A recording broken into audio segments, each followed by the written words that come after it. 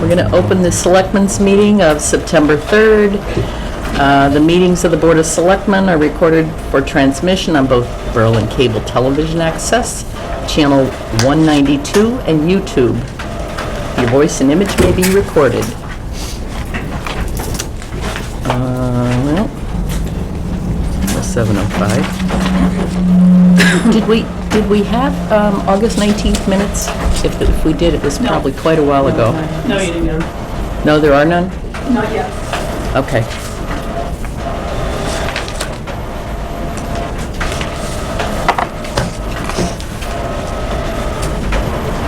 Okay. Can we do George's letter? Well, why don't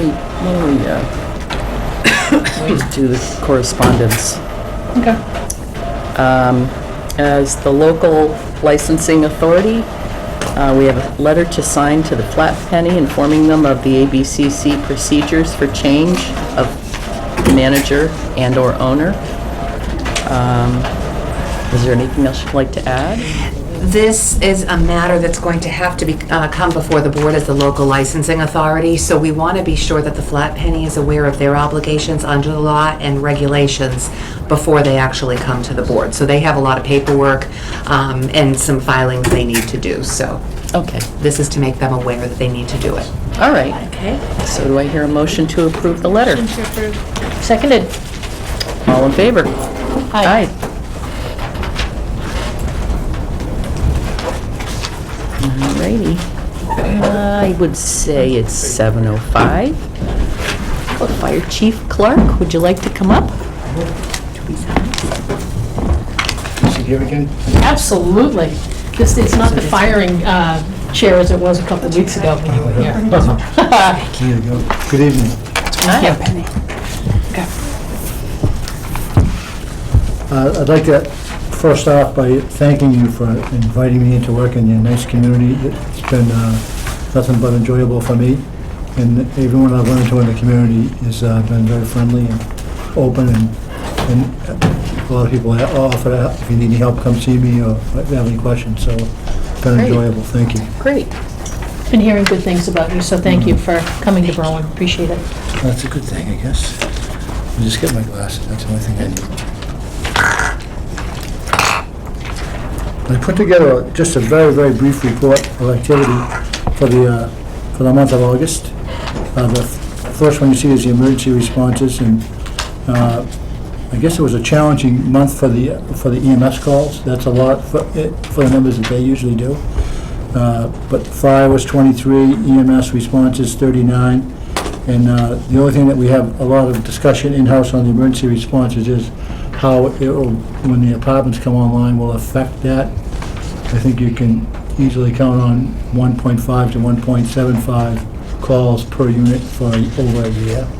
So that'll be like that'll be something that will challenge the community moving forward. And I think, Dave, when should they start seeing occupancy there?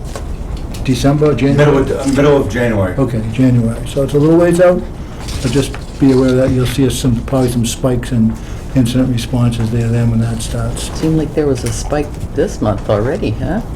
They had a little spike this afternoon too. Wow. Saw that on Facebook. Yeah. So it was like, they're like always ready to go. They get out quick, go to work, and it's like it's enjoyable working with each and every one of the personnel every day. So it's like they want to do a great job for the community. So that's kind of a breakdown of the emergency responses. You can see that there. And I just wanted to bring you up to date on some of the day staff personnel. Day staff personnel have started accompanying the fire marshal on all residential inspections over 1 and 2 family into all commercial buildings. This allows them to get in to have operational capability in the building and know the layout prior to having a call at 2 o'clock in the morning or with 3 feet of snow on the ground. They're aware of what's going on in the building. So that's critical. Dave's been very helpful to bring that in and share his expertise on the buildings and his knowledge with the operational staff, and they've been very willing to go out and do that. One small thing that I wanted to tell you about, and this is kind of one of those things that like every fire chief likes to hear about, and I'm sure that you guys will like this too, is like, on my first couple of days, I was going around the trucks with Lieutenant Polino, and he pointed out issue on one of the engines where the steps didn't work. And there were side steps to get up on a really high top is for a side. And I said, well, that's kind of like a safety issue, so that's something that we need to address really quick. So he went online and he comes back to me, he says, well, I got the vendor who made the truck, the steps are $320 a piece. I said, he didn't like that and I didn't like that. And he said, oh, you know what, I'm gonna go back out and look, and the lieutenant found the same steps from a different vendor for $66 a piece. Nice.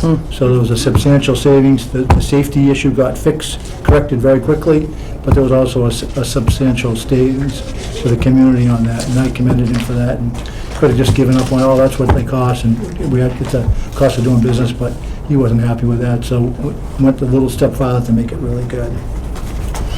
One other thing that you should be very proud of is October 1st is the projected date to initiate the PM per diems, and for the first time, you'll have overnight coverage in the firehouse for the first EMS call and the start of the first engine call. Being later in the fiscal year, I know at first it was set up to go one, but my experience is one is like is very demanding, especially in this time and age, on one individual. So we were late. We were months into the new fiscal year, so we had some discussion, a lot of discussion on it, matter of factly, and so we elected to do it, work out a two-person one till the end of the year, because it's, I, in my job, went out on one in an ambulance for many years, and you cover the highway, and the highway's not fun with one person. You know, it's very demanding, and now the world has changed, and that's a safety factor of committing one person to an incident, you know what I mean, like that. So we were able to fund that from 9 at night until 06 in the morning, 2 people on the per diem shifts to fill that. So I think from listening to the personnel, that's the first time that I think that the town of Berlin has had overnight, other than maybe a storm or something like that, overnight coverage in the firehouse for that first ambulance call or the start of that first engine call. So that goes out to the support that your board had to do that to get the funding. Margaret has been very helpful to get that moving, and it's like, and so that's where we are with that, and that has a start date of 1 October. Awesome. That's kind of like the highlights. If there's any questions, Al, I'd be happy to answer them, or if I don't know if I open up to the floor. Anybody like you do. have any questions? Well, while Chief is here, I just want to touch on the fire truck procurement. At the board's last meeting, we talked about the lists of equipment that are needed from Tanker 2 and list of equipment to be purchased to fully equip the new tanker. And so Chief has worked with the department to put together a complete list of equipment that's going to be taken from Tanker 2. And they've already put together a list of equipment to be purchased, and they're working on getting quotes now. As soon as we receive that, we'll be able to get the contract to Bulldog Apparatus to execute the contract, and we'll be able to get initial payment to them. So we're just waiting on submission of that, and we're ready to go. Sometimes the Great. quotes are in that 1 to 3 week, 2+ week window, so just wait and we can put up with this a substantial amount of equipment that's already been purchased by the community off the old tender that will be going on the new. So it's like, and the list is short. That money, mostly of it, that will get eaten up by communications equipment for the new trucks. Okay, terrific. I had one final thing. Sure. When Mr. Concanon was our interim chief, I had approached him that some of the seniors in our community had concerns. You know, when it's time to change your batteries, they can't get up on a stepladder or something to change their batteries. So Jim was kind enough to say, reach out to the Council on Aging. Council on Aging will relay it to the fire. You can dispatch people. Yep. Is that something that we can? That would be something that they would want to schedule during the day. I don't think you want to be No. going out at night to do that. Keep your staff in the center where they can respond equally to any part of the town. Correct. On the evening shift, but nope, open house. It's like you call, they will go, and it's like, and take care of that. That's the least we can do for the I senior appreciate center. that. I'll get in touch with our Council on Yeah. Aging Director, Holly, and just have her pass the word along. So thank you. Thank Any you. questions? And we actually just just had a conversation with this lady here. I'm sorry, I don't know you. Patricia Anderson. Thank you, Patricia. About how to get information out to the community. And one of the things that we will do is reaching out to the seniors and the elderly, preparedness for emergencies, and that's one of the important parts of the job, to get people prepared, and if we can help in some way or answer questions, it's critical. Very good. Thank you. Thank you. Thank you. ladies. Stay safe. Thanks, Chief. All right, Roger, thank you. Take care, have a good night. And thank you for the patch. Okay.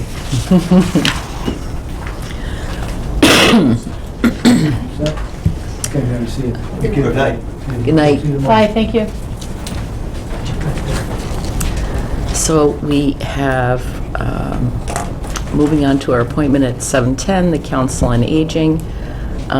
We have a letter of resignation from George Pendergast, who's been on the Council on Aging for, I'm not sure how many years. A long time. Many years. So I would entertain a motion to accept the resignation. So moved. Seconded. Anything else to be said? Thank you, George. Hey, thank you, Mr. Prendergast. All in favor? Aye.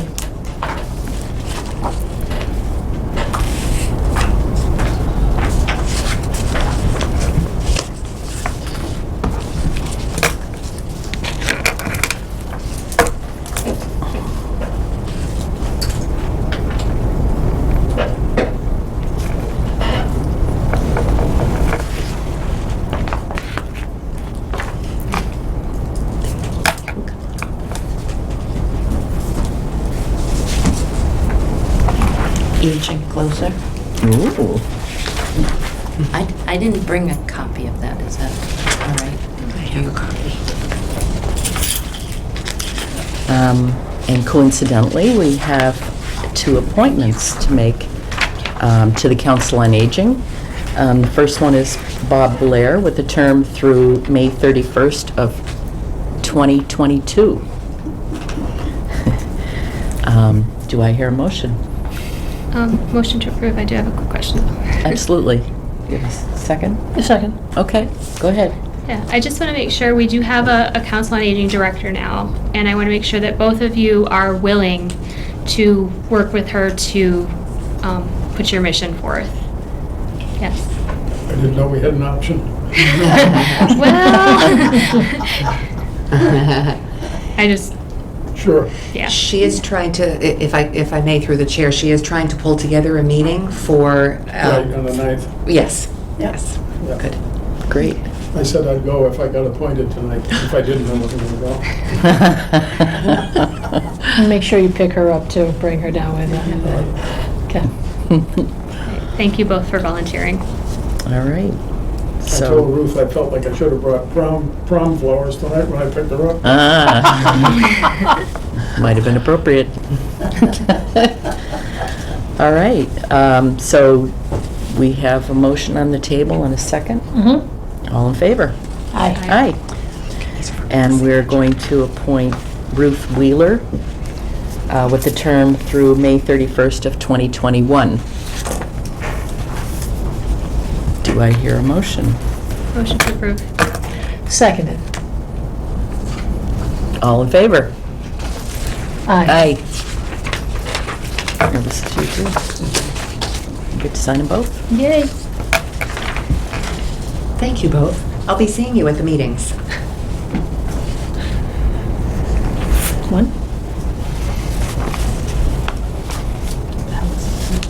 Thank you.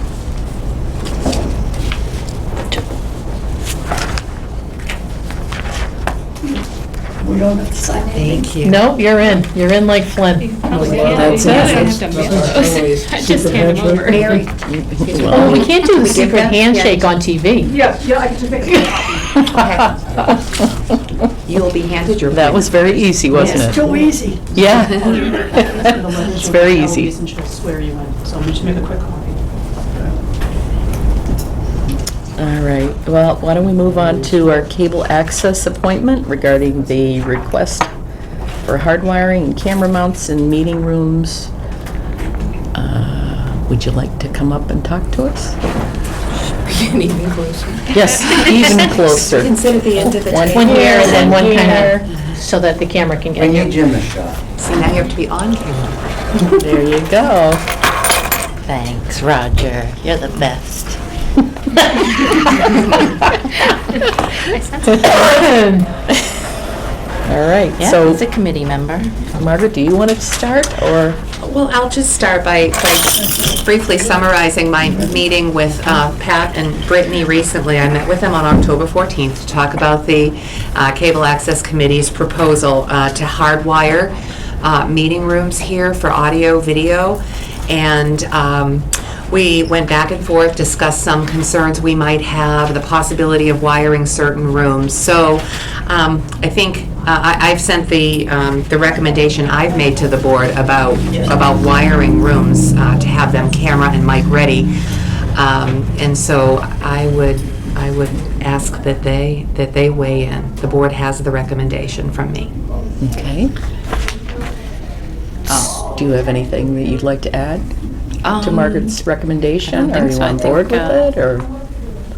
Makes sense, whatever rooms, I think the thing is whatever rooms that you designate might be the easiest to do, and we'd like to kind of do it all one contract or all one amount, so that, we're not going back and forth. So, we could get an estimate for as much as we want, and then, it's not set in stone. You can always be like, okay, no, not that room or that room, but just as long as we're not Do you want to work with them on that? spinning wheels. Oh, I'm happy to, yes. Okay. The big decision the board would have to make, or might be faced with making, is switching your meeting room to the hearing room at the end of the hall that will be set up for switching on the audio-video equipment when you're ready to go live, and having it ready for presentations, which is going to be a very good thing, I think, to have a room presentation ready. We talked about the possibility that the board might be agreeable to hardwiring the hearing room and the board meeting room, both at the end of the hall, and then possibly room 218, the other board meeting room. So that you'd have, I think the mics, I don't know if you're talking about the mics that drop from the ceiling, is that what you would install? So you'd be able to hear audience and... It would probably be ceiling mounted or hanging from the ceiling. Okay. Ideally, it would be ceiling mounted so that it doesn't really distract or whatever. But yeah, it would be ceiling mounted. Okay. It would not be on the table per se. There would be, and again, there would be a switch to manually go live. The recording equipment itself, if I'm not, correct me if I'm wrong, would actually be programmed to go live at a certain time, but it wouldn't actually switch on until we physically turn the switch. And you would If we want to actually install see, that switch.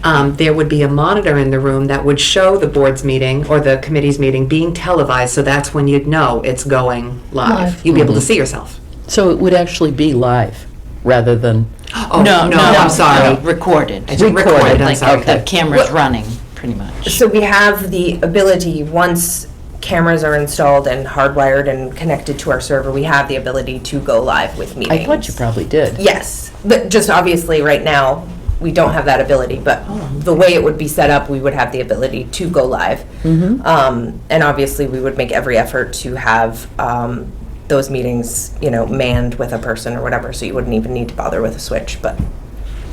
So they'll have a human being, whenever Roger's available, to operate the equipment, and when they don't, that's when we would be using the switches. Okay.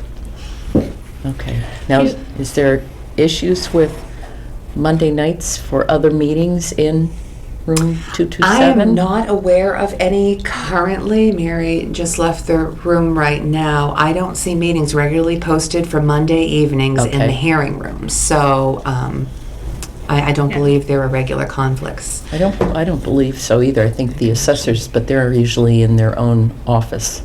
Yeah, I think too, we would want to have some sort of policy that if you're having a meeting, you need to have it in one of the wired rooms, rather than. Yeah, we could make the record, that's a little Or more difficult suggest. for boards and committees not under the board's jurisdiction, but Yeah. there could be a recommendation that, that boards and committees under the select board's jurisdiction do that.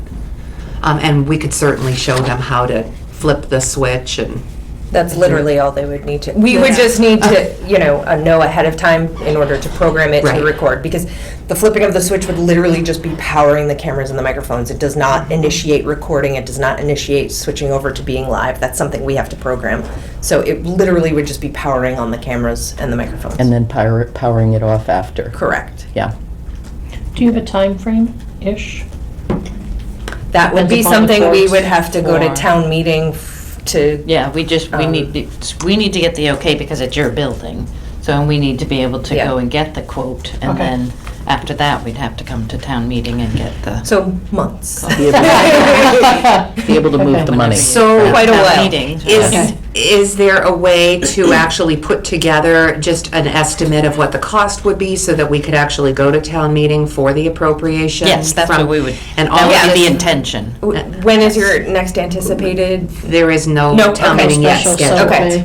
All right. Yeah. Typically, But there's Yeah, that one shouldn't in be the an fall. issue. Yeah, I know there usually is. I It's just not didn't know if there was scheduled one on the If there's horizon. Nothing yet. is- Yeah. So Right. so if you could possibly get us some estimates now, if we do happen to schedule a town meeting in the not too distant future, we might be able to put it on that warrant. And then I can help you with the procurement once the money is appropriated.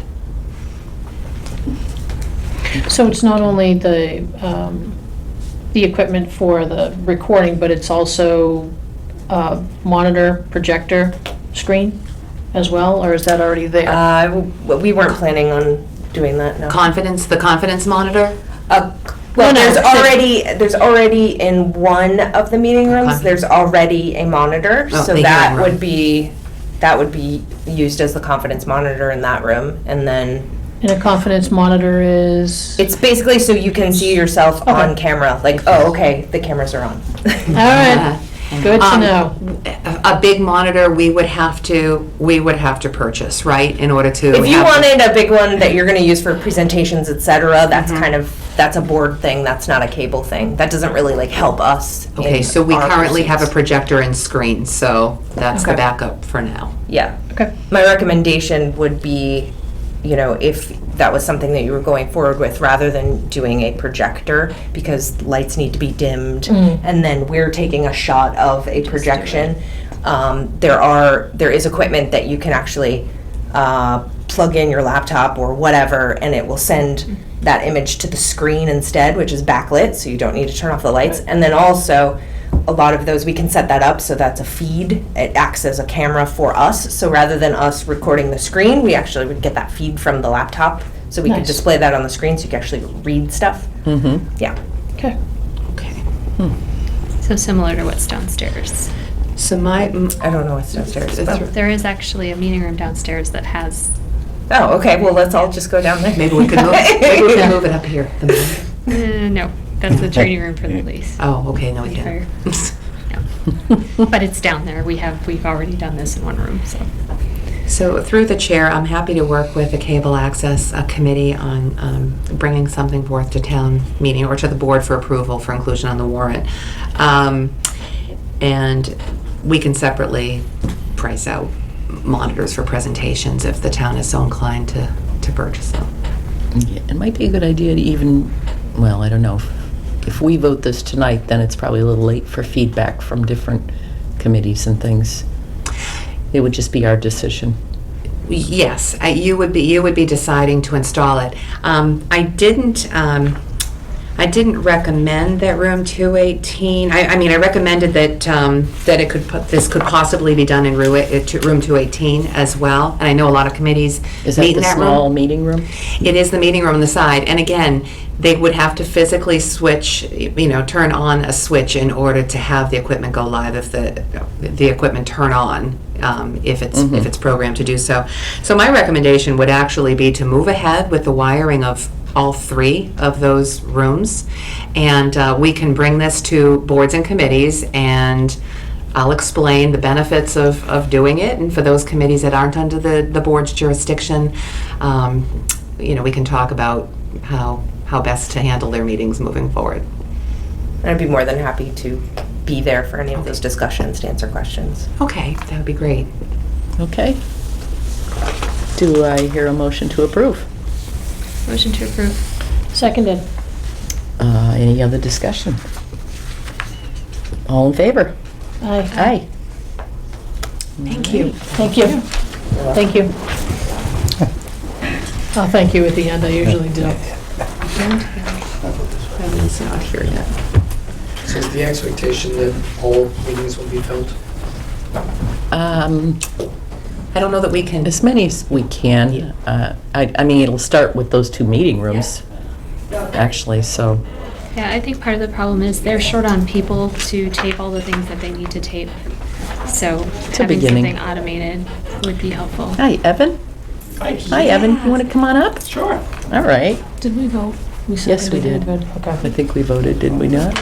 you did, you voted. Okay. And through the chair, just one last comment. Mm-hmm. I think the expectation is that the public will have greater access to meetings through these modifications and upgrades, so Yeah, that will be a benefit. okay. Perfect timing. Nailed it. We're here to talk about your appointment to the library septic system design and engineering and being a project manager. And Yeah. is there anything you want to share with us, or we've gotten the information from Margaret, but Sure. Well, for the people on TV, Yeah. you Hi, can Evan. kind of give a little bit of your Unless background, you'd what like you'll to be doing. give some I'm background. thinking, through the chair, if Evan would like to introduce himself and Sure. and explain his qualifications and... Sure. Well, personally, I've been in town for 2.5 years now, right down the street from the library. I've been working in public health for over 7 years now, and I've been designing systems for 4. I enjoy it. I enjoy Berlin, and when I knew that, one of my neighbors a few houses down was, looking to, kind of do this process, I figured I was a good person to help sort of provide guidance or lead the charge, however it may be. So I That's wanted terrific. to just volunteer just to do that and Yeah. to, help out.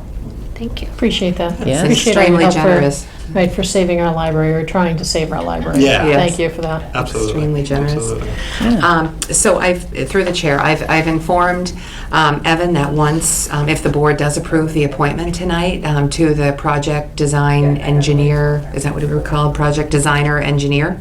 Project System manager. design It's a whole bunch And of titles. project manager, yeah. So once the board approves, if the board does approve, Evan would then be able to start the applications process through Neshoba Associated Boards of Health. And then we could get going on the soil testing at the library, and once we know what the soils will allow for a system, we can then move on to the procurement for the construction. Great. That'll be great. Yeah. All right. To the board. Is there a motion? Motion to approve Evan. Big time second. All right. All in favor? Aye. Thank you very much. Yay. Flying colors. Flying colors. All right. Well, thank you. Nice to meet you all. Let us know if there's anything that you need. Come back. Okay. Evan, you'll be able to take your appointment letter tonight, Oh, and fantastic. you can be sworn in by the town clerk. Okay. Mary will just need to make a copy. Okay. It's right here. I got it. And I'll be talking with you soon. Sounds great. Thank you, Evan. Thank you. Appreciate it. Stands for saving time. There you go. Yeah. Thanks again. Thank you. Thank you. All right. Let's see. We're moving on to the letter to MDAR in support of the town of Northborough and Mass DEP with respect to enforcement concerns at SA Farms in Northborough. Margaret, did you want to? Yes. So today, we were notified last week by the Northborough Town Administrator that today would be the last day for public comments on the latest regulatory amendments proposed by DAR. And today at 5 o'clock was the actual deadline. So I had a crash course in this issue and drafted a letter today that I'm hoping the board will vote to support, and then we can then send the correspondence from the board to DAR and copy everyone, our legislators and everyone else. Essentially, what we said in the letter was that the town on several occasions has sent correspondence to support the town of Northborough's comments on the issue of a commercial composting operation right across the Berlin town border in Northborough. And that we support all of the comments now made by Northborough on the newest regulatory amendments proposed by DOR. Some of the key areas are that the regulatory amendments dismiss public input throughout the process, that they do not have any kind of enforcement mechanisms or any kind of objective testing for the odors that are emanating, sometimes across the town of Berlin from Northborough. And that the commercial composting business is basically exploiting legitimate agricultural operations, legitimate farming operations, tax-exempt farming operations. So we have just strongly reiterated Northborough's comments in this letter, and hopefully someone will pay attention this time around. Let's hope. I think they will. I think it was an excellent letter. I do too, and to think it all started with a chance encounter with Mrs. Chandler a couple years ago as I was driving down Crosby, and we were both standing there watching a giant turtle cross the road, and she said, "Hey, you're the new selectman," and I said, "Yes," and I brought it back to Chris and Lisa, and that's what started the first letter in support of Northborough and Chris's communication. So big thanks to Mrs. Chandler for being in the right spot at the right time. Yeah. You should thank that turtle. Yeah, I think that turtle, I gotta find that turtle that went in the pond. And Mary is out of the office at the moment, but she was instrumental in helping get this letter out by the 5 o'clock deadline today. Yeah, that's great. All right, so do you need a vote of approval? I would like that, please, and I have a letter for you to sign. Do I have a motion to approve? Motion to approve. Seconded. All in favor? Aye. Aye. Thank you.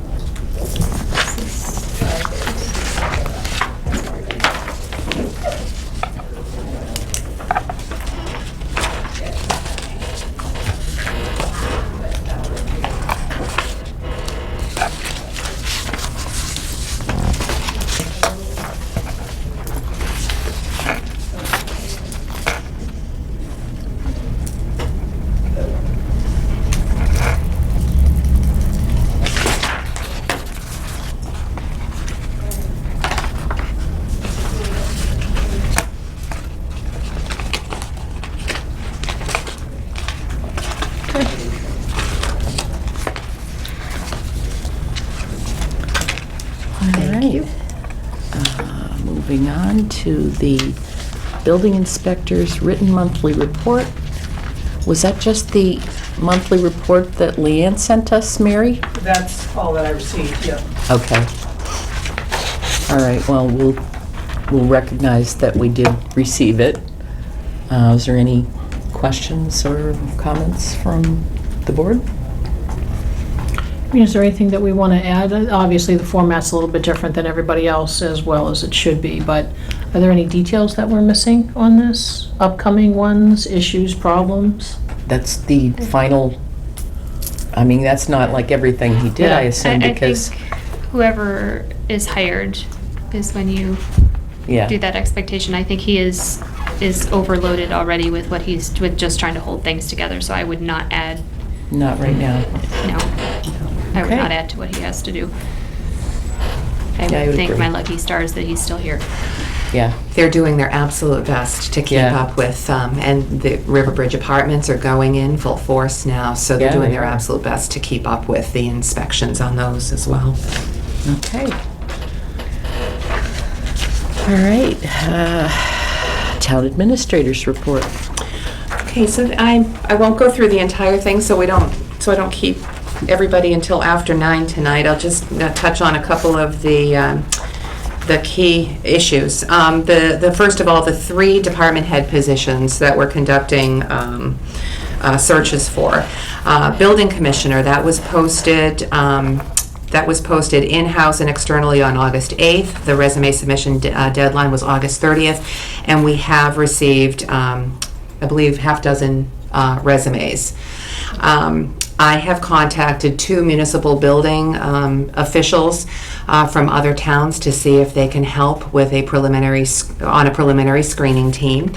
And I've also reached out to the town accountant for the financial perspective on preliminary screening. There is a lot of accounting does play a big, and finances play a big role in the inspection services department because of the way the inspectors are paid, because of monies that have been appropriated or committed to special inspections.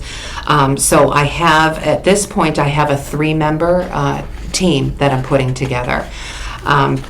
My hope is that we can begin preliminary interviews as early as next week, but it might be the following week. So I will keep the board posted on that. Okay.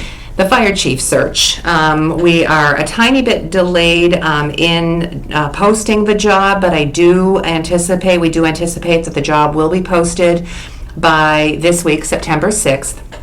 I've been in touch with Brian Duggan from MRI, and they are going to assist with the advertising for the position, the screening of the resumes, and potentially preliminary interviews. We might have a small team for that. So the deadline for resume submissions on this, if we can get the posting out this week, would be October 9th. And then finally, treasurer collector. We anticipate that the job will be posted tomorrow, September 3rd, and the resume submission deadline would be October 4th. Again, I would anticipate having some municipal expertise on this preliminary interview panel in combination with local representation. So again, the deadline on that is October 4th. So my hope is that we could have all of these positions filled by November. By November. That's my hope. That's a safe bet. That's my hope. So, let's see, a couple of other highlights. Procurement, we have a lot of procurements in the works right now. As you know, we received a letter from Senator Tran regarding the monies appropriated in the state budget for the Council on Aging van. I haven't yet sent the letter to the governor requesting release of the funds. I am doing that after I contact Representative Naughton, just to be sure that everyone is kept in the loop. Evan Carloni, you talked with Evan tonight, and I explained how we're going to proceed with the library septic procurement, so that is in the works. Mary is assisting me put together an agricultural commission procurement for electrical services to the shed, the garden shed at the community garden. And we're starting to work on that. And we received 1 fuel oil quote for FY20, again from Northborough Oil. We did solicit 3 quotes, and I believe the price per gallon was quoted at the very same price as last year, so we're in pretty good shape for this year. I mentioned already that the fire chief is putting together the list of equipment for the trucks, and just an update on Neshoba Valley Regional Dispatch District. This is in the regionalization shared services updates. I attended the August 21st administrative board meeting as the town's designee. We discussed several issues, including allowing member communities to view financials with login rights. So the district's financials with login rights, they would be read-only. And another key thing I took away from that meeting is that there was a recent radio channel change made by the state police to have a dedicated radio channel solely for Devons. And with that change, radio traffic has decreased by over 60% in the dispatch operation. So I thought that was very significant and worth sharing. So those are the key items. We're going to post this town administrator update. Oh, actually, I do want to go over very quickly. I want to go over an outline of local information for recreational marijuana establishments. I know there have been a lot of questions.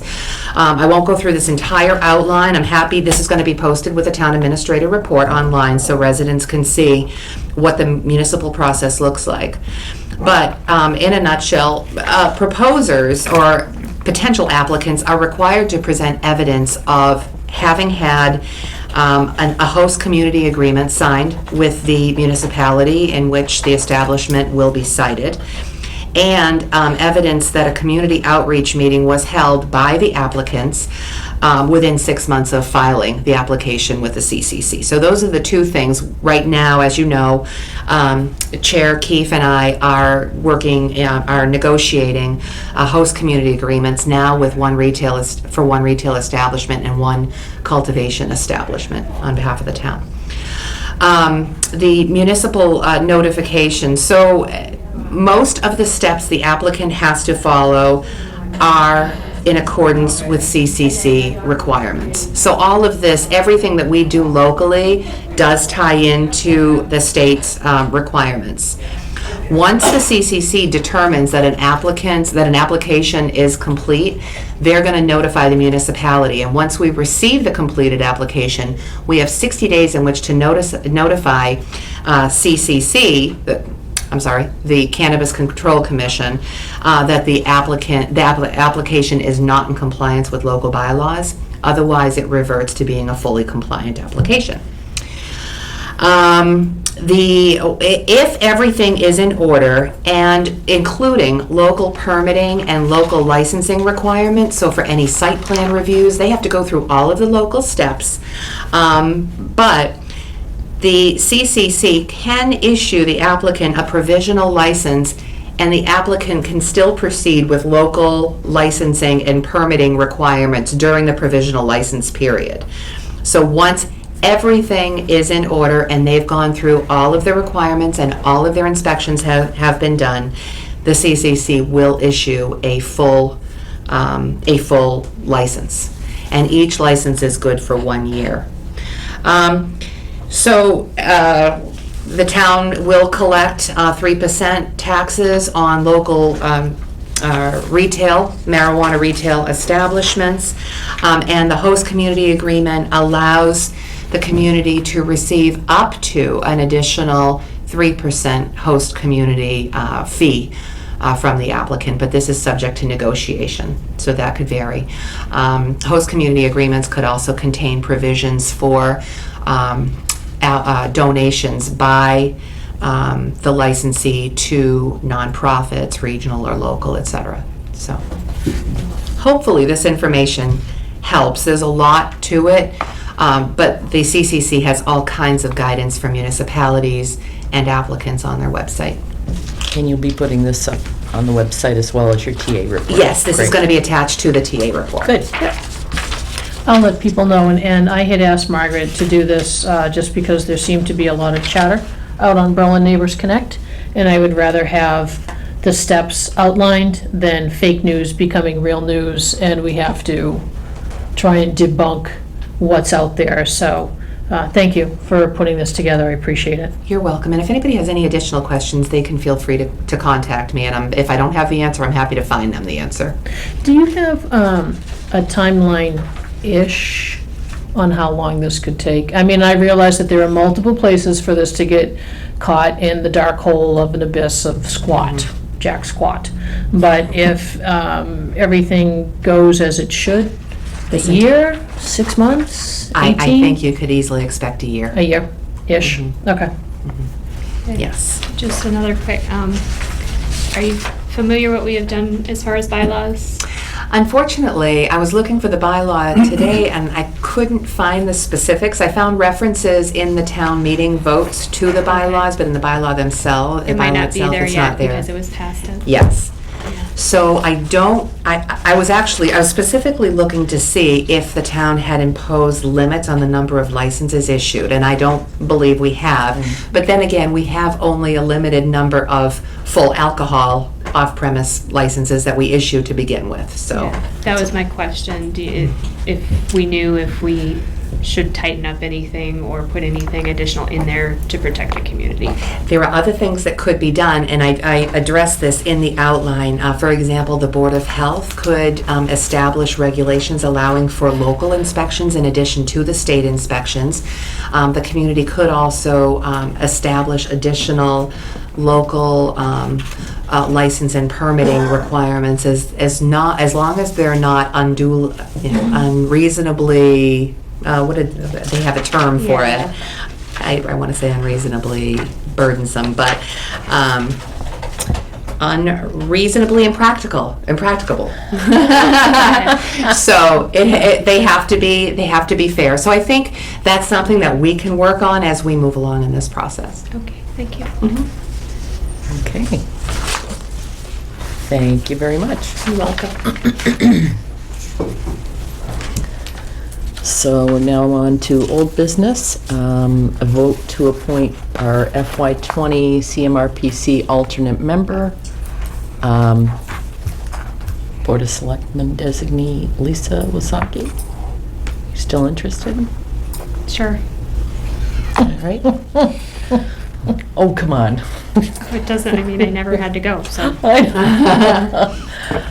you want to put my name next to the box, that's fine. Okay, I will make a motion to have Lisa as our alternate designee. Seconded. Okay, all in favor? Aye. Aye.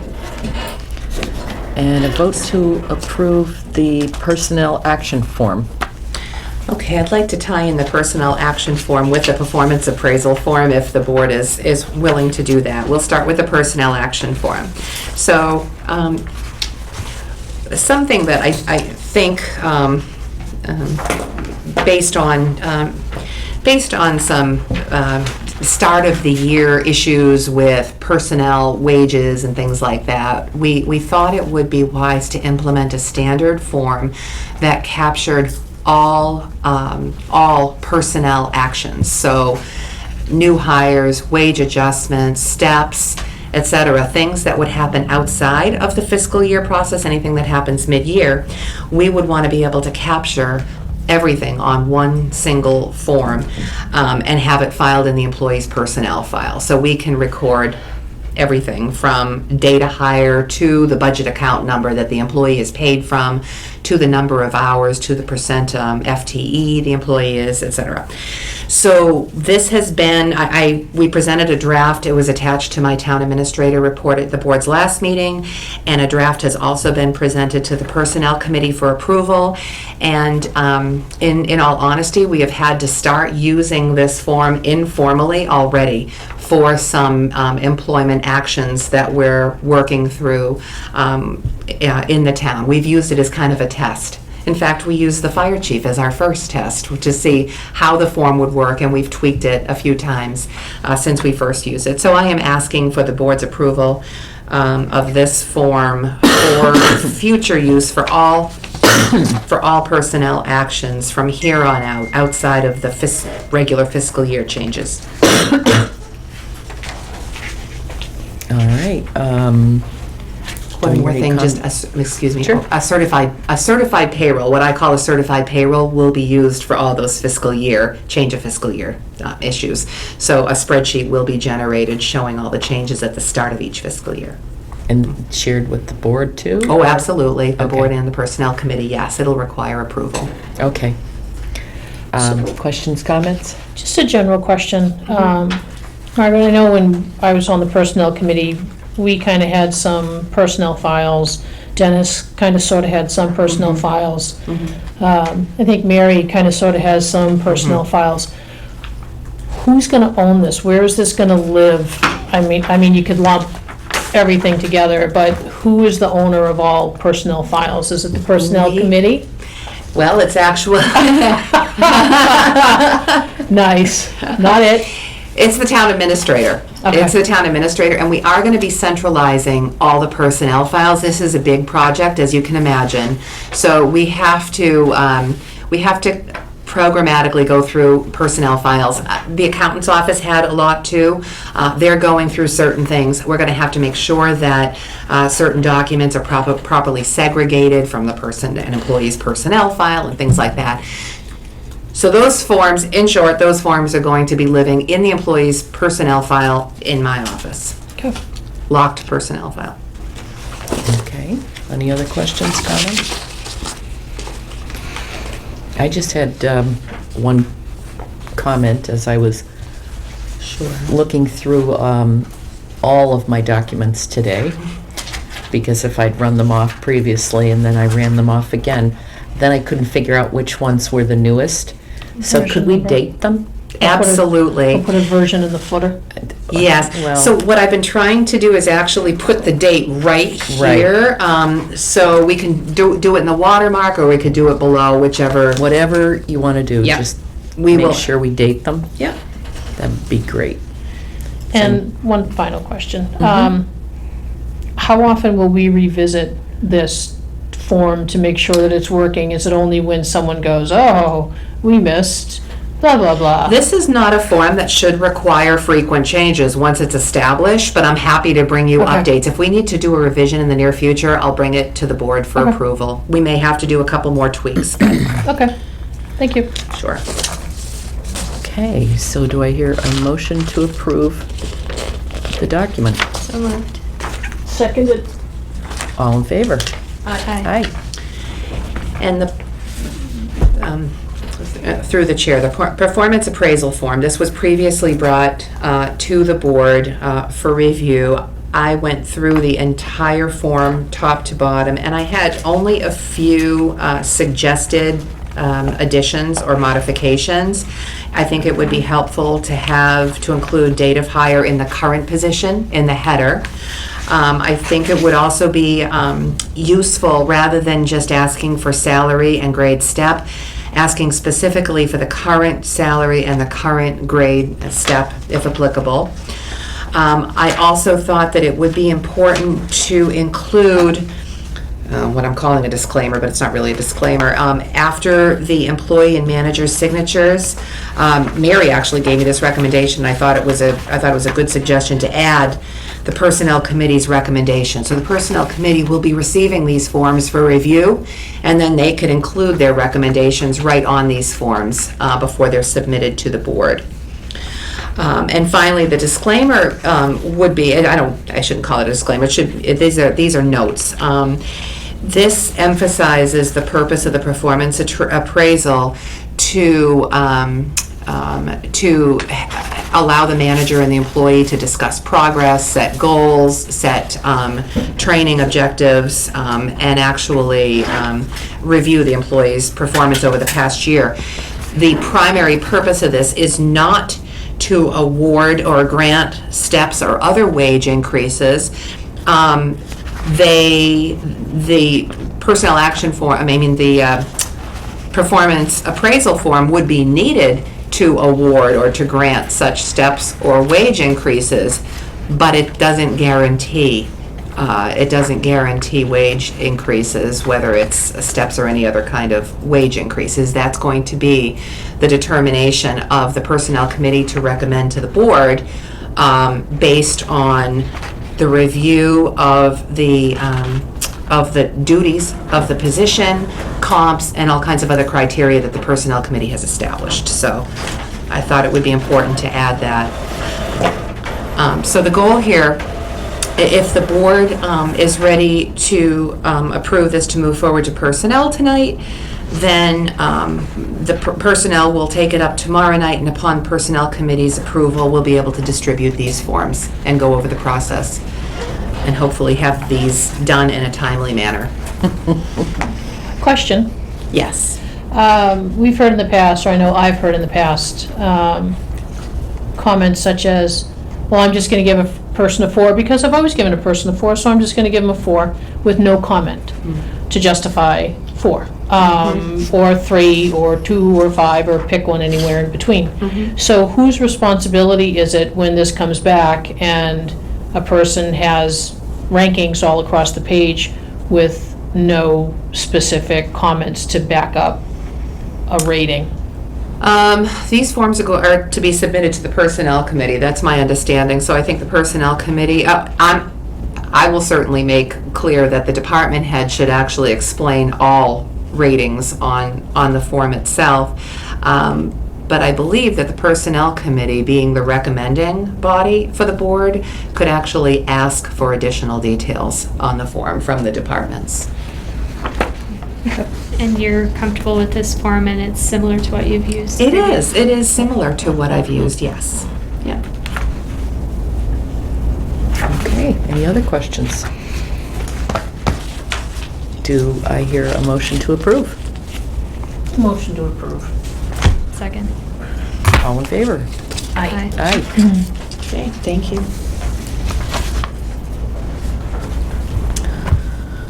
All right. Code of conduct and ethics for boards, committees, and commissions. So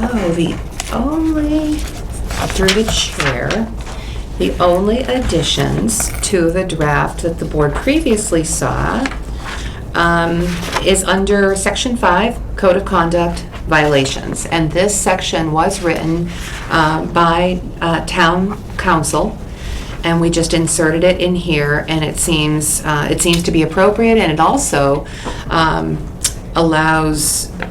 it also prevents an additional policy from having to be developed. This actually captures everything.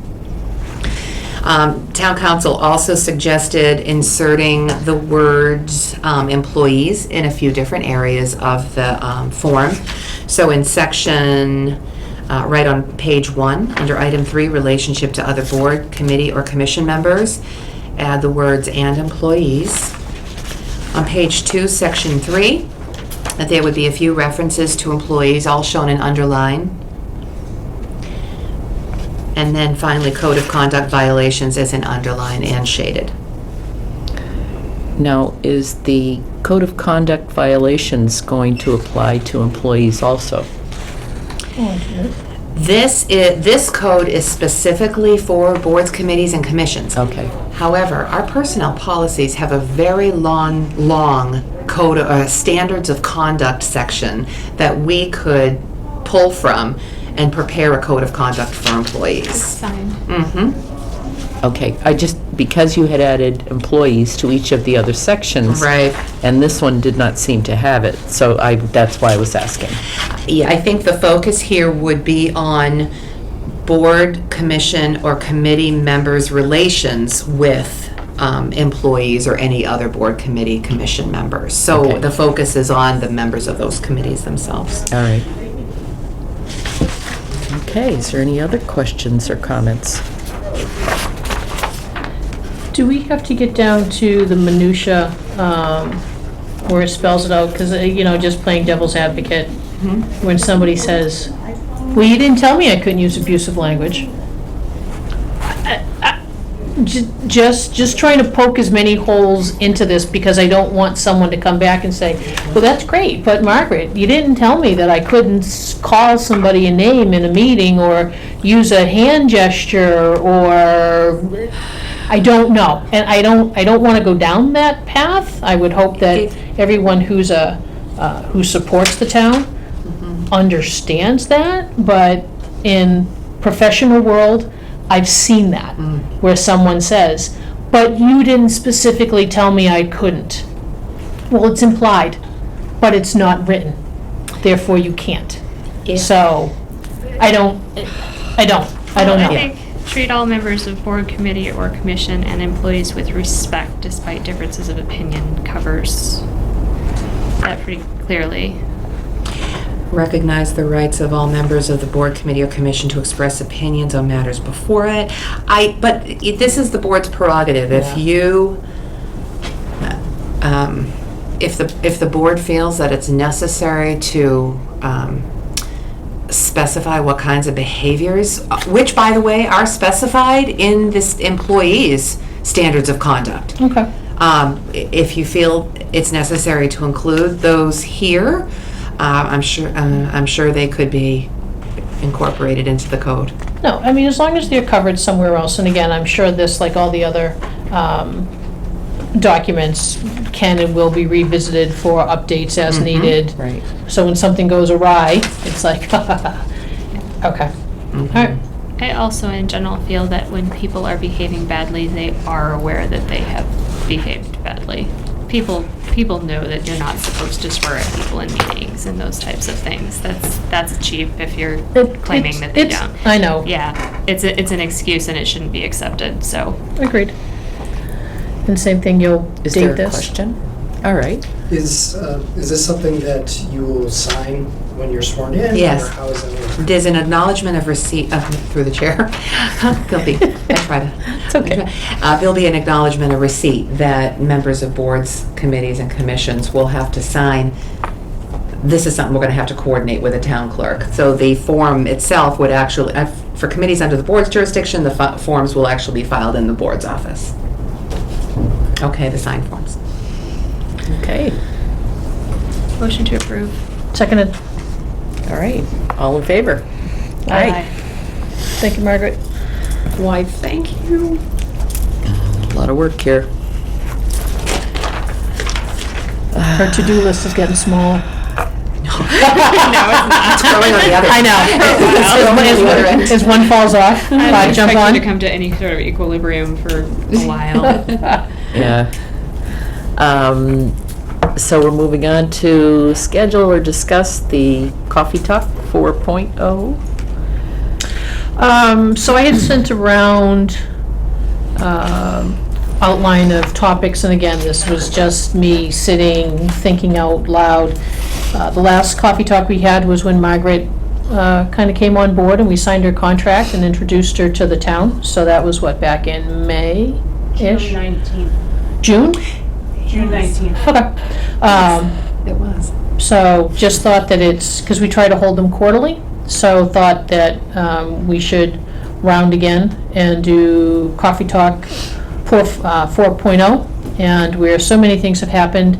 Instead of before, where it was kind of like a free-flowing agenda, just tried to put some thoughts out there as to topics we could cover and maybe who's covering what, invite the new chief, invite anybody else who's new to get to know the town. So just wanted thoughts, and then of course where to have it. Do we have it at 19 Carter where it's a little bit more comfy, or do we have it at the town hall? Don't know. So just up for discussion. Okay. I would say if you wanted to invite Chief Clark, that would be fine. Another person that we could invite maybe for another coffee talk would be Ross Clune from NVRDD, who offered to come out and talk to people at any venue, any kind of venue, about the emergency facility that we're regionalized with. Okay. Are we thinking a date-ish? Because that will probably hinge on where we have it. Were you looking at doing them quarterly or close Ish. to quarterly-ish? Ish. Okay. Just because I think that there's enough activity going on in the town that we could do that. And if we needed to squish winter into spring, when it's nicer and people want to come out, we could skip winter. And what day do you usually do them on? Like a Wednesday, usually Wednesday or Tuesday, Thursday. Wednesday, That was a Thursday? Wednesday. Yeah. It's really whatever night all of us were free. And the venue was available? And the venue was available, and so that's how we kind of ended up at 19 Carter the last time, because the town hall was busy upstairs and down for the night that we wanted. I don't know that there's any nights they are free. Who? If we wanted to use the upstairs at the 1870. Yeah, I don't know. That's where the dance kind of comes in, so. Yeah. Well, and we can check once we have a couple of dates. Do you want to try for maybe October 9th, or is that too late? No. October 2nd might be another possibility. Because, we definitely need to get the word out. I can contact the item and drop it in the item. We can put it up on the town page. We can put it on Berlin Neighbors Connect. We can put it on the Blinky sign. The Lions Club said that they would put it in the sign. We can drop flyers off at the general store, 19 Carter, and the transfer station. Because one of the feedback that I heard last time is that a lot of people didn't know we had it, we were having it. So definitely want to have enough lead time to get word out, So would October 9th be sufficient, just over a month? probably. Okay. Anybody else? That's Yom Kippur. Oh, it's Yom Oh. Kippur, okay. If you want to go the second, you could avoid that. Well, how about we push it out And to 16th? the 16th or the 23rd? Looks like we have a selectmen's meeting on the 15th. Because of or Indigenous Day on the 14th. Yes. So do you want to try the 23rd unless you want to go back to back Tuesday to Wednesday? 23rd might be good. All right. October 23rd? Gives you a little time to investigate the venue Okay. availability and Arrange for special guests? And arrange for special guests? Yes. That's true. 23rd, Of September. October.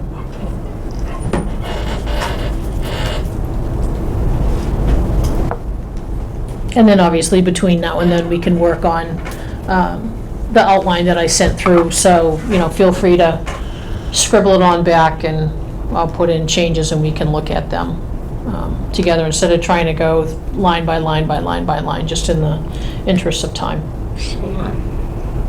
Well, Is it possible, given that we have lighter agendas, to either put it on the Monday and just have a short meeting beforehand, or do the same on Wednesday, Oh, rather than having two? boom, boom. yeah.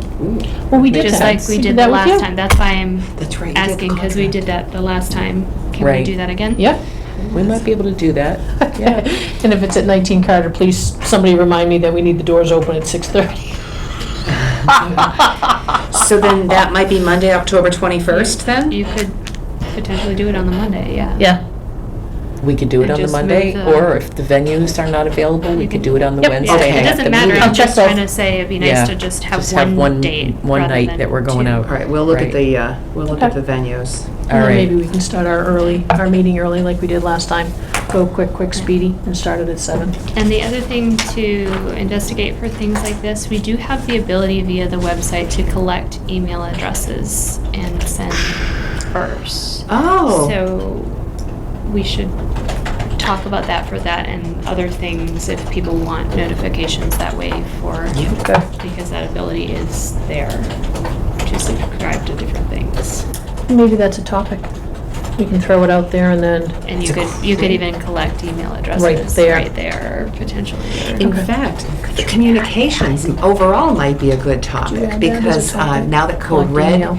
Code Red is in Email place now, first. police chief Yeah, just but put on that in the- place, we on could the talk about all outline. kinds of. Yeah. and then code red. But we're not using our website to the extent that we could. And we So keep- communication Communications. and. So underneath, maybe collecting emails and Email. a little bit code red, we can ask Tom to come talk about it a little bit more. Mhm. Okay, an email. Okay. That's an idea, because my other thing was, I was gonna say, if we have no questions asked, we got to the point where there weren't any questions that people wanted to ask us. Right. We need to ask for their input on something. Yep, okay. That would be helpful. Yeah, that is good. Okay. So then maybe by, what's today, 3rd? Maybe by the 16th, which is 2 meetings from now, that we could have, comments could be back to me and I can tabulate on the possible topics. We can go from there and finalize it, so if anybody needs to do any legwork. And I mean, and Margaret, I don't want this to be the Margaret show. I don't want to put you on the spot and have you stand up, though I'd be perfectly I know comfortable. how to sing and dance. Well, I know, I'd be perfectly comfortable, sitting in the back. No. I was kidding. We might have you. We could have line dance lessons. Just saying. But no, I'll be just, the wallflower in the back of the room. no, you're gonna sit. No, not like this last No, time. no, You're no. up front with us, just to make sure that we. So you want this on an agenda on September 16th, 16th? please. Yes, so that gives everybody 2 weeks. Okay. Thank you. Alrighty. And we had had a discussion a couple of months ago, I believe, on the presentations that we get for free from KP Law, workshops, presentations, whatever you would like. We talked about having website postings, social media, and then I said to Margaret, maybe we include or have some part of it be about the code of ethics or code of conduct. We could do kind of an open, in addition to website and social media, we could actually bundle in some open meeting law and conflict of interest information there. So maybe we could find a way to combine all of them. Yeah. Is that, am I touching on that correctly, Lisa? Is that what you had in mind? Yeah. Okay. Just want to make sure. Was this like website postings for board members It's what's or appropriate just to in post general? on our website. It's what's appropriate to post on social media. It's how to Okay. interact with outside social media, such Okay. as Berlin Neighbors Connect as an individual board member. Right. All of those pieces are important. That's what I thought. Okay. So I can reach out to KP. I actually am thinking of one attorney who specializes in social media and these things. I'll see if we might be able to line her up to do this training. So I'll reach out to KP. Okay, and, I mean, we were talking September, but whatever works. I mean, because September's already here. Yeah. So I'll see how soon they could possibly do it, and we'll try to pick a night what night of the week might be best for most boards and Thursdays committees. usually town officer meeting nights when you are. Thursdays? Historically have done this. Okay, so we'll try for Thursday evening. Not Wednesday. Wednesday's busy here, correct? Not so much anymore? Well, no, it is. But just- It is. Thursdays are typically when you do stuff like that. Yeah, no, I'm just saying, just don't do it Wednesday. Okay. Right, I'd avoid it. yeah. Okay, I'll throw out a few dates and see if we can line something up before the end of October anyway. Okay.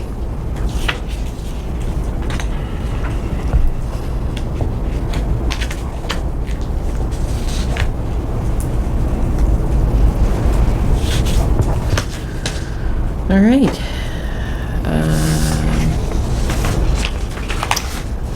So, let's see, where are we? New business. Surplus supplies disposal policy. Okay, this ties into with all of the procurement policies that I expect to bring forth to the board one by one.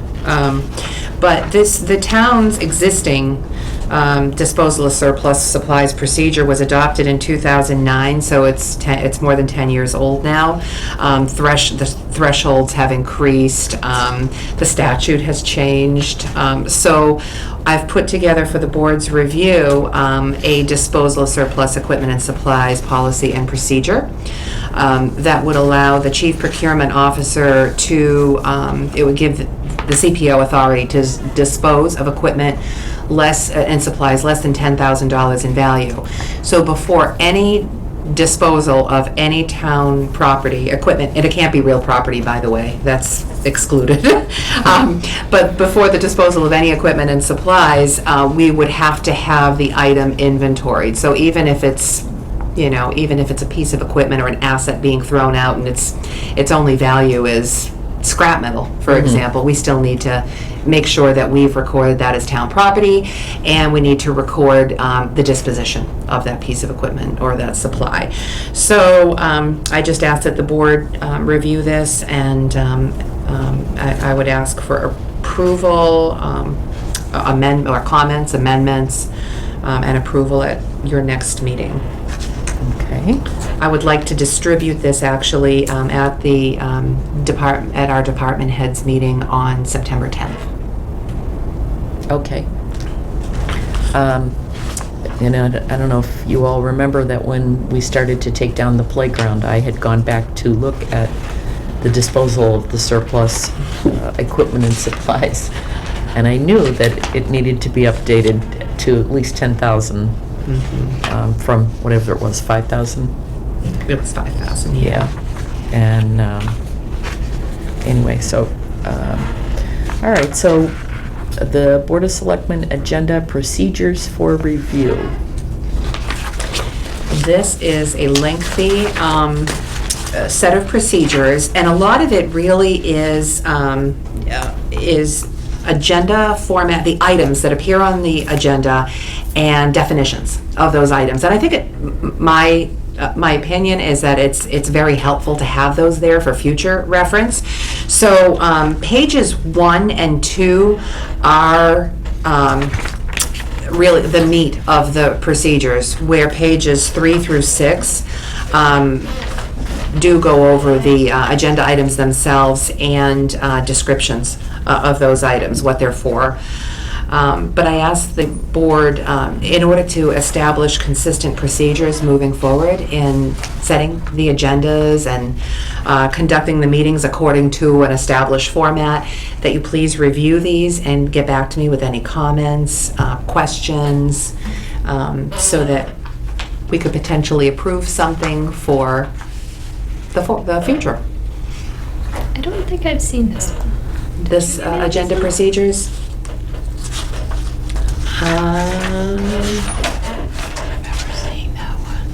This Did you is see that via email? today's- No.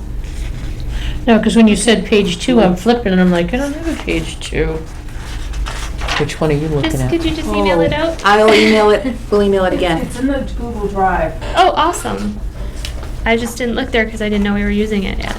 Oh, it's there. I actually Awesome, made, thank you. yeah, and I made a couple of small editorial changes to it today, just small things, so, yeah, please review it. And it might take a few meetings to review this one because it is a 6-page document. Quick question on the disposal of surplus. Sure. The previous one in 2009, the way that I read it, it's that you can basically post items for sale to folks in town. Are we doing that with this one, with your updated one? The board could add that as one of the methods of disposition. You could, as long as it's based on written procedure. If you want to take that from the old procedure and include it as a possible method of disposal for supplies, you certainly can. Well, it doesn't specifically say it, but I kind of guessed it from reading number 2. You know, just notice of availability will be posted on the town's website, bulletin boards, the town offices, library, and post office. And I'm thinking, well, why would you post it there if you weren't basically putting it up for sale?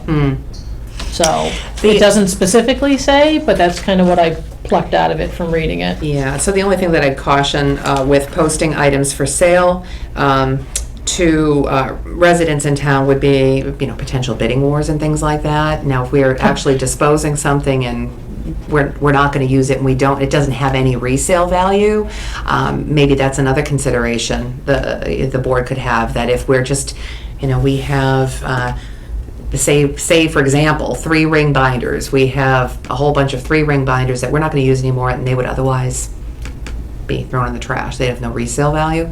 Maybe we could post things like that too, Okay. for residents. Need some more 3-ring binders at the No, take it well- or leave it?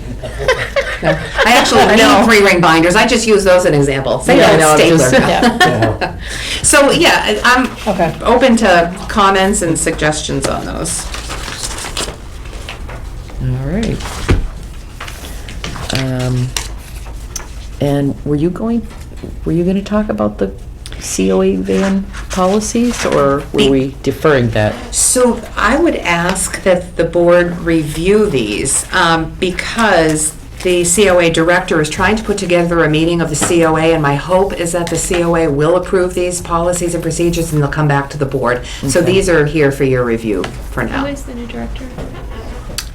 The Council on Aging director, it's Holly. Oh, sorry. Holly. Who's the new chair of COA? Do we know yet? They haven't Okay. decided on I chair probably yet. have to do that.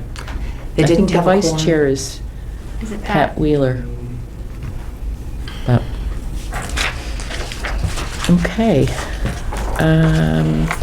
Selectmen questions and comments. How many you got, Peg? A few, not many, 3. 3. Margaret already covered one, so 3. So couple weeks ago, came out, Farmer's Almanac, gonna have like a polar winter, bad, cold, blah, blah, blah. So as I was thinking about what I'm gonna do, for some reason, my mind ended up at the town barn. And I don't know how it got there, don't ask. And so I asked for the electric bill for the town barn, and kind of fell out of my chair when I added up December, January, February, March, and April, and it was over $18,000, which is about 67% of the total bill for the year. So then that, of course, started with, well, what are we gonna do to try and offset that bill? So I started looking up, I just started Googling random stuff on the internet, and looked up and saw that Massachusetts ranks for the past 3 years anywhere between 26 and 29 of electricity production from renewable sources. So kind of karma that you're here. Do you want me to come up? You can. I mean, Tim, I can put all this stuff together, but what I did is that I just pulled up information to see what we were doing on this, because it talks about these states use the most renewable energy, and then you start going into micro hydro, which I just thought was a really cool name, and I realized that you can't use the dam in Clinton because the MWRA didn't update the turbine. So, well, that one went out the door, but I'm thinking, is there anybody else that we could use? And then I went to hydropower and found some stuff there, and then I went to wind turbine and found some stuff there. And then there's things that Devon's is doing. So just kind of sort of wondering what are next steps to offset our mere $18,561.89 for 5 months of an electric bill. So, first thing you have to remember is the town has entered into a power purchase agreement through Joe Jenny Solar, if you remember that. So that, in some respects, we are offsetting this using a power purchase agreement.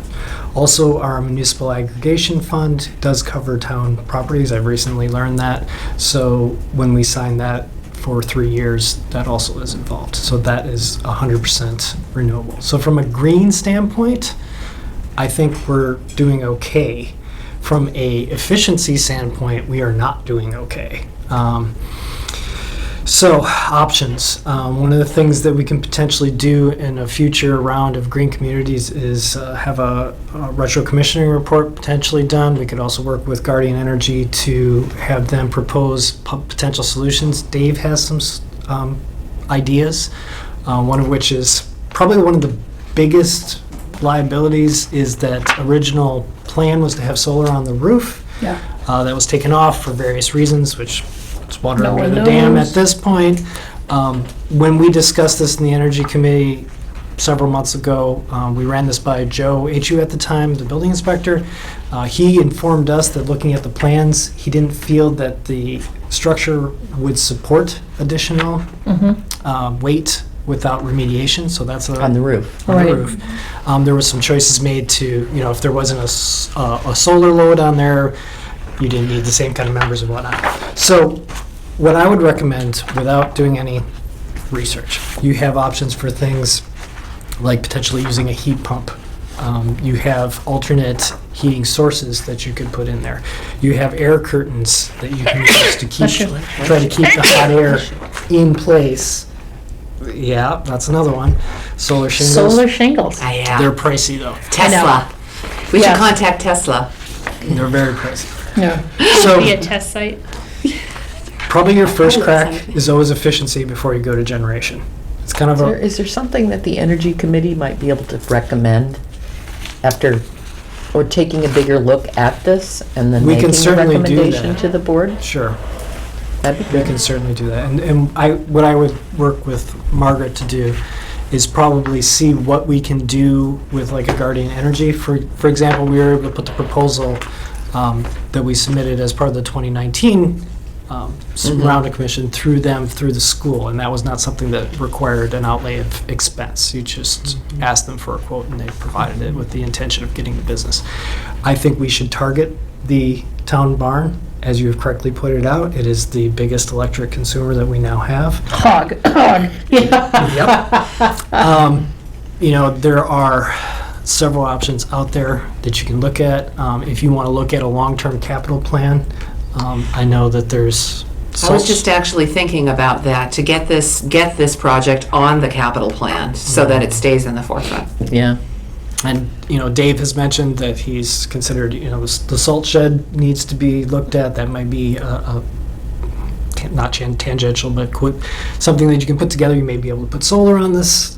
So there are a lot of things there. It would take a comprehensive plan. From the Green Community Program, they just are in the process of announcing the grantees at that point. That is not, public information yet, but you have until the end of the year. So typically the way these cycles work is every other year you get a grant. So you'd be looking at probably 2021 before you could have a shovel-ready project to go to the state with. However, there are other grant opportunities that are always coming up. So we can take that back to the board and provide It's a you with good that point, because information. you're talking about climate, solar, energy conservation, and this new program, the MVP, Municipal Vulnerability Preparedness Program. That's not something that's going to happen overnight either, but once the town does have a plan in place, it allows us to avail ourselves of grant funding to make.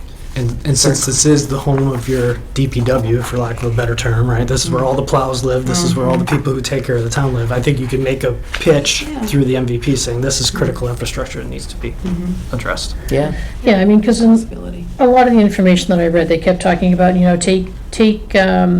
after the incentives now because they're going to drop, a little bit. But I'm thinking, all right, we need to. Remember too that the solar renewably energy credits aren't necessarily available to a town, and some of the tax advantages, since we don't pay taxes because we are taxing authority, isn't there. But certainly the trajectory is as these things become more mainstream, more affordable, the support for them tends to evaporate. What about wind power?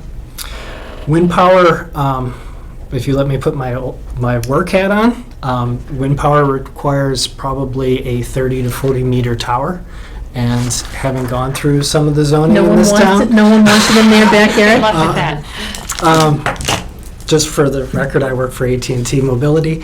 And typically in my experience of doing zoning at about 100 communities across Massachusetts, when you propose a tower, it is not warmly regarded.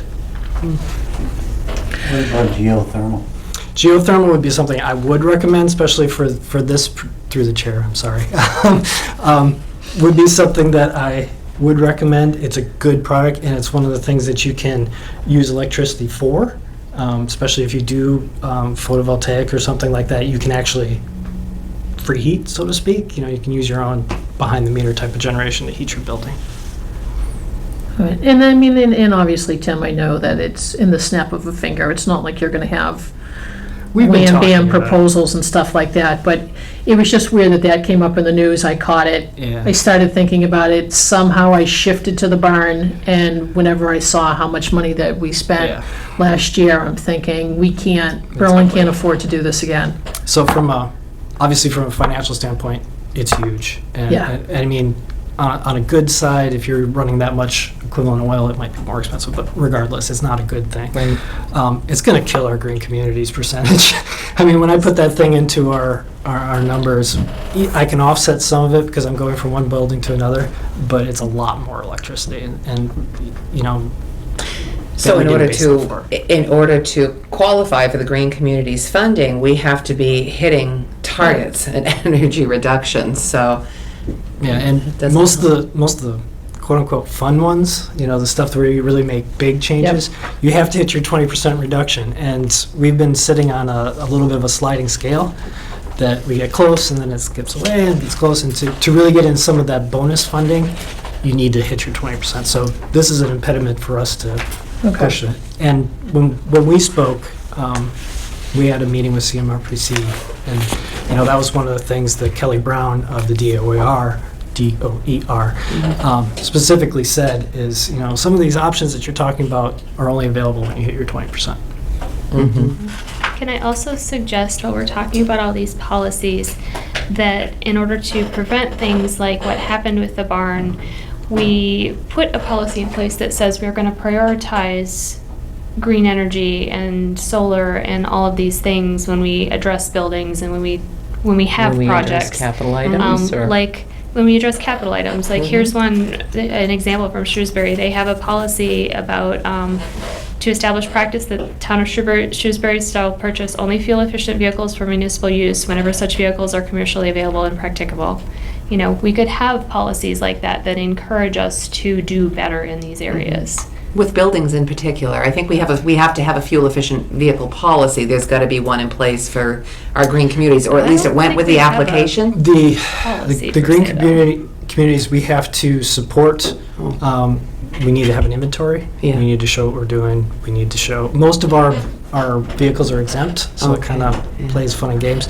They do strongly recommend adopting something like Shrewsbury, but I don't believe it's actually required. So, I know you have things that are probably up here, and that one's like here, but I think going forward, it'd be nice to have a collection of policies that say we as a community are going to pursue. And one of the things about the barn specifically is when it went through the funding process, it was billed as a highly efficient, It's the furthest thing from the truth. and unfortunately, because of the process that it went through, it ended up being something that I don't think the town necessarily was expecting to receive, and that's unfortunate, especially when they see that bill. Correct. Correct. And then, since you're here, again, thank you, Karma, for showing up. Whatever happened to the charging on the update on the charging station? It just kind of like black holed. So, I haven't had a chance to talk to Tom. To be incredibly honest with you guys, I just let him run with it. Okay. But the last update I had was that ChargePoint may have been not the most efficient or It was the financially- most expensive. It was the single most expensive option, and the way that all came to be is, we were under time pressure and whatnot. So we're going back and looking at cheaper alternatives to potentially do that. As we move forward into, more of a budget cycle, as we get later in the year, we may be able to put some of that seed funds in there and make things a little bit easier. And I guess as long as I'm here, this is not an agenda item, but because I'm here as the Energy Committee, at some point, I do need to schedule some of your time through you, Margaret. Is that how that works? We need to talk about the municipal energy aggregation adder. There was a recommendation that came out of the board to apply that now that we've saved a significant amount of money to the town for this. We'd like to use our stabilization fund for that purpose. But whenever you're ready, I guess is what I'm asking, just to make you aware that we're going to be coming to you for that. We can add that to an upcoming agenda. Sure. And is the process for me, I go through Margaret now if we have anything like this, right? Yep. Yeah, And then, then we discuss the agenda. right. Understood. Thank you. Anything else? No, thanks for being here, appreciate it. All right, no Any idea when, see, Tim, you're not quick enough, any idea when maybe you guys can come back with something for us to look For at? the town barn, Yeah, we're like this close to getting our grant okay, right now. okay, So once we do that, we're going to go Okay. to implementation. So let's schedule that for conversation in the late fall. Okay. If that works All right. for you. cool, thank you, appreciate it. You mean it? Okay. Go. Don't go far. You have to drive me home. All right, any other questions or comments? Did I skip over the general public comment? You did. Is Not there much of a any? general public. General I public know. comment. No general public comment? Okay. I got called up. Yeah, you did, sorry about that. All right. So do we need to have an executive session? Not this evening? Okay, great. Bless you. Then, I would take a motion to adjourn. So moved. Oh, we are skipping over the COA, correct? We did, you are skipping over that. The van policies? Right. Yes, that's just for the board's review until Council on Aging meets. Okay. I get two agendas here. I know, I'm don't even going know back which and one is forth. So seconded, ones. this one, the one that says 9-3. Okay, all in favor? Aye. Aye.